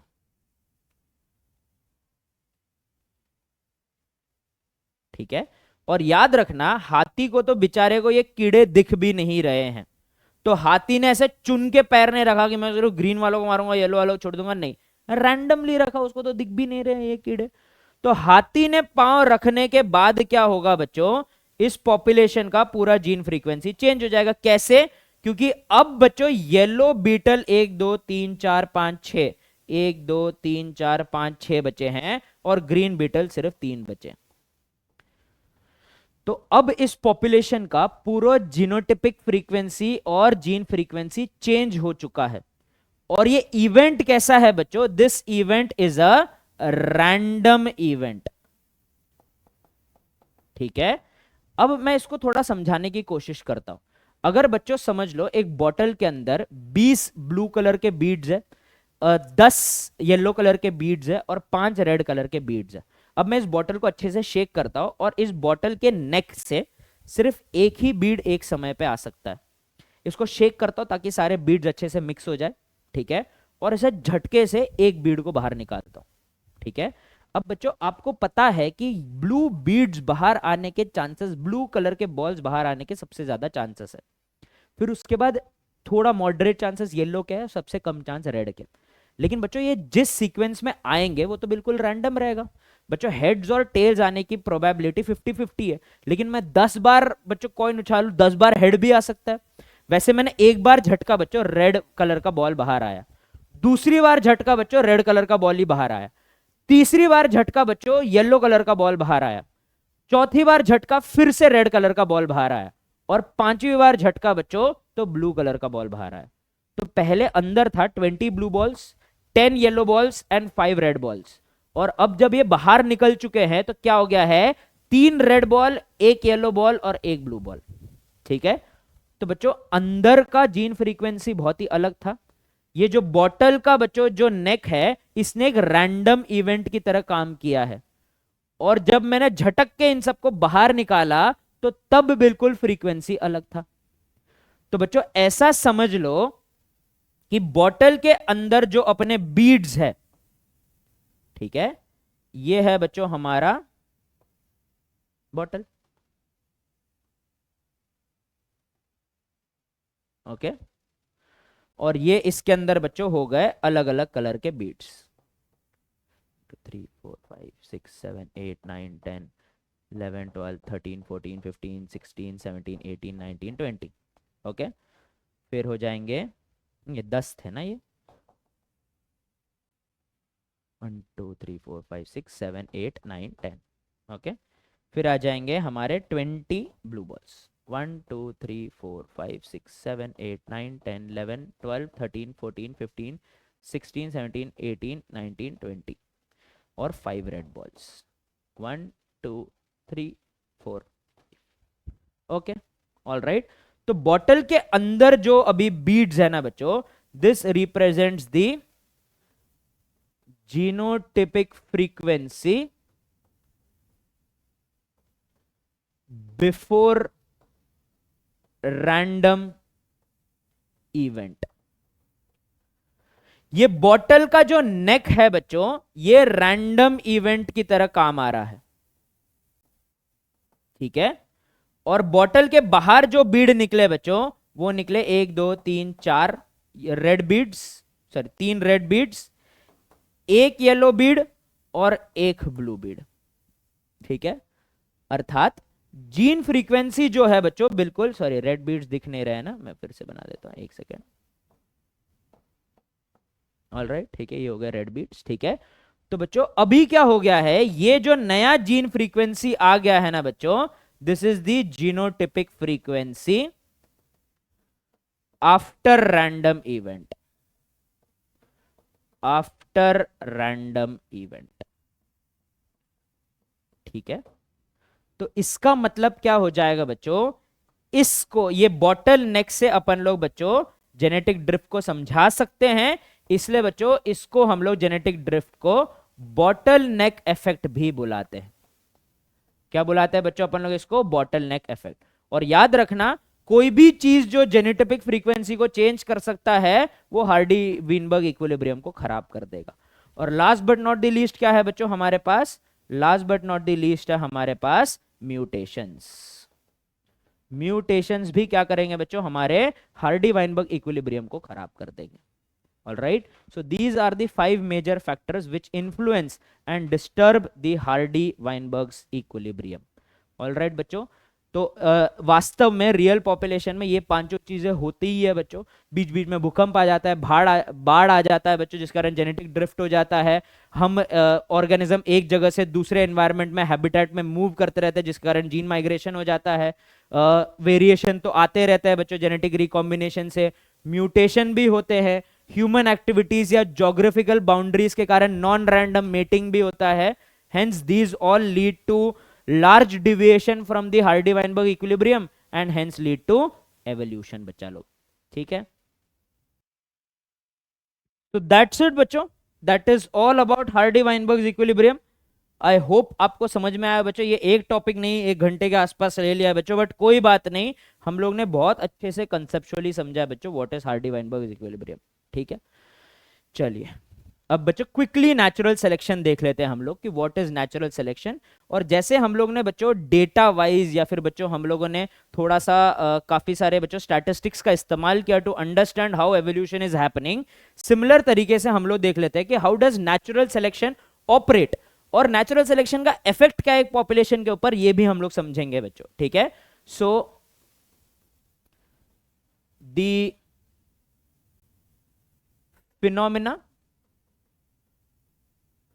phenomena when where certain variants of a population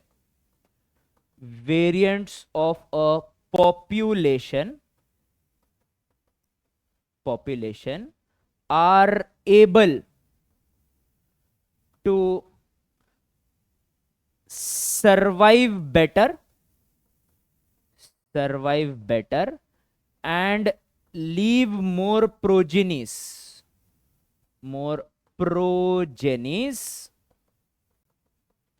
in a specific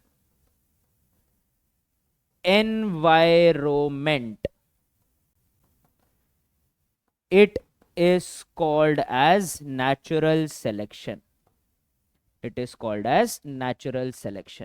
इसी को बच्चों डार्विन भैया ने रिप्रोडक्टिव फिटनेस और नेचुरल सिलेक्शन का नाम दिया था, सर्वाइवल ऑफ द फिटेस्ट, ठीक है। अब बच्चों हम लोग देख लेते हैं कि नेचुरल सिलेक्शन कैसे ऑपरेट करता है। ये समझने के लिए बच्चों हमें अज्यूम करना पड़ेगा अगेन टू स्टार्ट, हमारा जो पॉपुलेशन था बच्चों वो किसमें था, वो था हमारा हार्डी वाइनबर्ग इक्विलिब्रियम में। हार्डी वाइनबर्ग इक्विलिब्रियम के अराउंड बच्चों ये है पॉपुलेशन का साइज और ये है टाइम टी, ठीक है। अब बच्चों क्या हो जाएगा, टाइम नहीं तो यहां पे अपन लोग क्या देख रहे हैं, यहां पे हमारे पास 3 तरीके के इंडिविजुअल्स है, कैपिटल ए स्मॉल ए, ठीक है।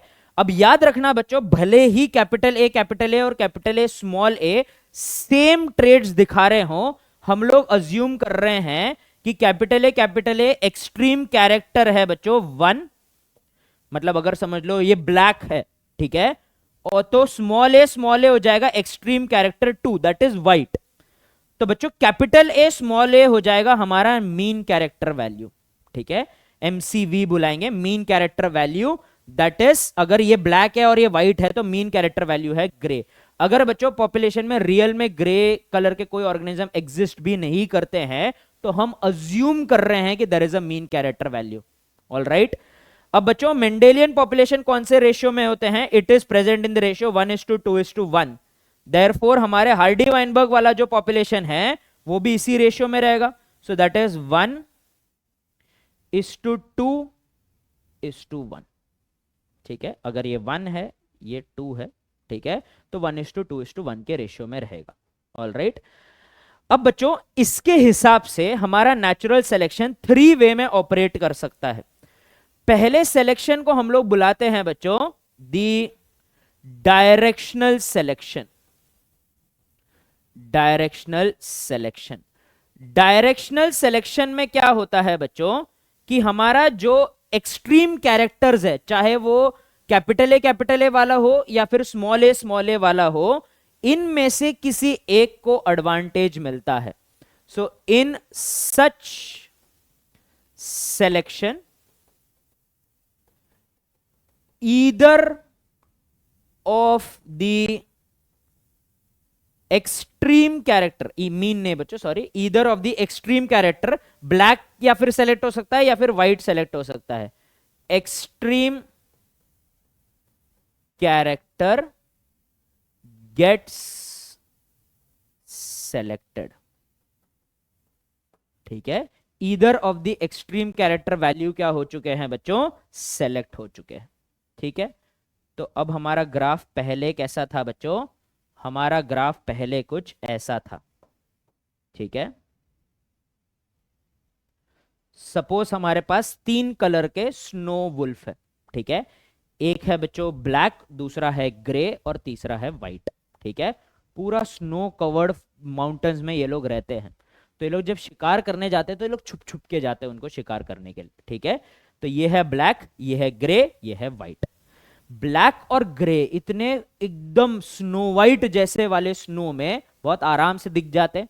दूर से हर्बीवोर इनको देख लेते हैं, सब समझ जाते हैं, भाग जाते हैं। लेकिन व्हाइट कैमोफ्लेज हो जाता है। तो व्हाइट का जो कलर है बच्चों इस एनवायरमेंट के लिए एडवांटेजियस है। तो धीरे धीरे ब्लैक और ग्रे भूखे मर जाएंगे और धीरे धीरे व्हाइट का पॉपुलेशन बढ़ना स्टार्ट हो जाएगा। तो पहले जो ग्राफ कुछ ऐसा दिखता था, अब वो कैसा दिखना स्टार्ट होगा बच्चों? अब वो कुछ ऐसा दिखना स्टार्ट होगा, राइट। तो हमारा ग्राफ का पीक एक डायरेक्शन में मूव हो रहा है बच्चों। किस में मूव हो रहा है? एक डायरेक्शन में मूव हो रहा है, ठीक है। So therefore the extreme character on either side, भले ही वो इस डायरेक्शन में हो या इस डायरेक्शन में हो, हमारे ग्राफ का पीक एक डायरेक्शन में मूव हो रहा है, जिसको हम लोग बुलाते हैं डायरेक्शनल सिलेक्शन। ऑलराइट, चलिए सेकंड क्या हो जाएगा बच्चों? हमारा सेकंड टाइप का नेचुरल सिलेक्शन हो जाएगा, जिसको हम लोग बुलाते हैं स्टेबलाइजिंग सिलेक्शन। क्या बुलाएंगे बच्चों? स्टेबलाइजिंग सिलेक्शन, ठीक है।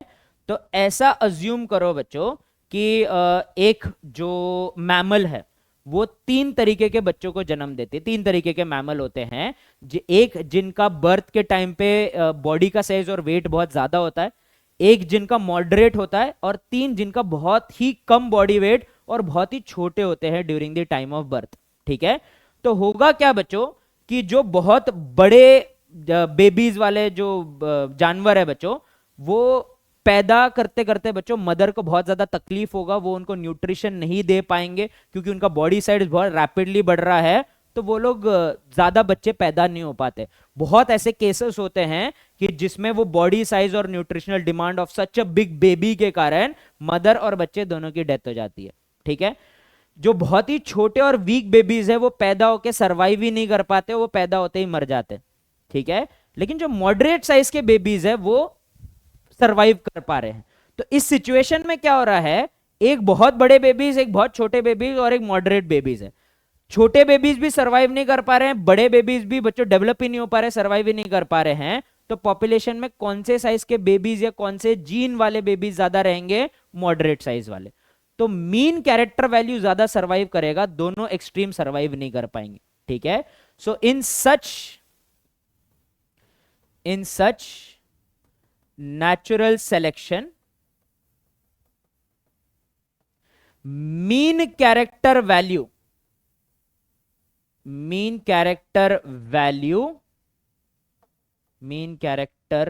gets selected over extreme characters। Extreme characters के ऊपर मीन कैरेक्टर्स सेलेक्ट हो गए बच्चों। तो इसका भी अगर अपन लोग ग्राफ बनाएंगे तो पहला कैसे था बच्चों हमारा पॉपुलेशन? पहले था 1:2:1। अब क्या हो जाएगा बच्चों? हमारा मीन कैरेक्टर वैल्यू सेलेक्ट होते जा रहा है और एक्सट्रीम कैरेक्टर्स और कम होते जा रहा है। तो हमारा पीक और पतला और स्टीप होते जा रहा है बच्चों। तो हमारा जो ये रेशियो है ये कुछ ज्यादा ही स्टेबल होते जा रहा है, इसलिए इसको स्टेबलाइजिंग सिलेक्शन बुलाएंगे, ठीक है। थर्ड और लास्ट हो जाएगा बच्चों डिसरप्टिव सिलेक्शन। एक पॉन्ड में 3 तरीके की मछलियां हैं, एक बहुत बड़ी मछली, एक मॉडरेट मछली और एक बहुत छोटी मछली। इनको एक प्रेडेटर खाता है, ठीक है। इनका एक राइवल दुश्मन मछली है बच्चों जो इनको मारता है, ठीक है। तो जो बहुत बड़ी मछलियां हैं उनको इनको ये राइवल से कोई डर नहीं है बच्चों, क्योंकि वो राइवल से भी बड़े होते हैं वो बड़े वाली मछलियां। तो आराम से बच्चों इनको डरा के वो इनको हरा देते हैं राइवल मछली को। जो छोटी मछली है जैसे इनके पीछे वो राइवल मछली आती है, ये जाके स्टोन्स के बीच में छुप जाते हैं। तो राइवल मछली स्टोन्स के बीच में नहीं आ पाते, तो ये छोटी मछली का कुछ नहीं बिगाड़ पाते हैं बच्चों। लेकिन ये जो मॉडरेट मछली है ये उतनी बड़ी नहीं है कि ये राइवल से पंगा ले पाए, और ना ही उतनी छोटी है कि ये स्टोन्स के बीच में जाके छुप पाए। तो राइवल पकड़ पकड़ के सिर्फ मीडियम मछली को मारती है, और बड़े वाले और छोटे मछली दोनों सरवाइव करते हैं।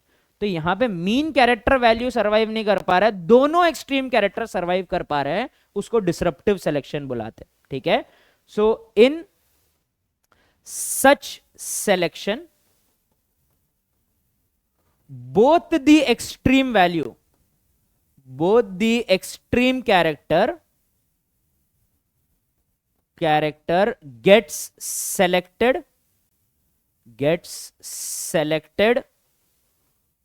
over the mean character। ठीक है, ऑल राइट। तो अगर बच्चों ऐसा कुछ दिख रहा है हमारा ग्राफ,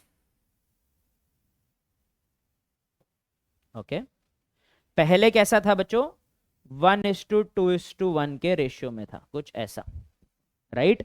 और अब कैसा दिखेगा बच्चों, मीन कैरेक्टर वैल्यू वाले सरवाइव ही नहीं कर पा रहे हैं, एक एक्सट्रीम सरवाइव कर रहा है और दूसरा एक्सट्रीम सरवाइव कर रहा है।